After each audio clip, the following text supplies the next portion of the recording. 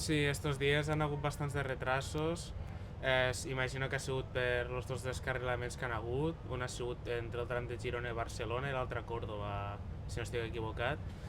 I per lo que sé fins ara és que estan revisant les vies per a que no torni a passar això, però sí, han hagut molts de retrasos.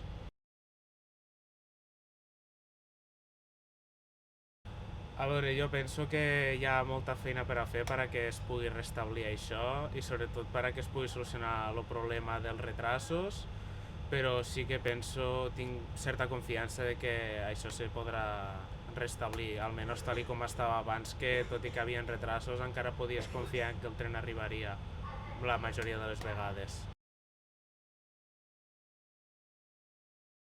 Anem a Barcelona i bueno, avui surt el tren una mica en retras, però esperem que vagi tot bé, que no passi res.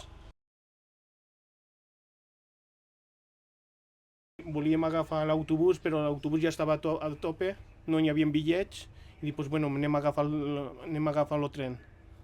I bueno, entre els bitllets i que va a Barcelona.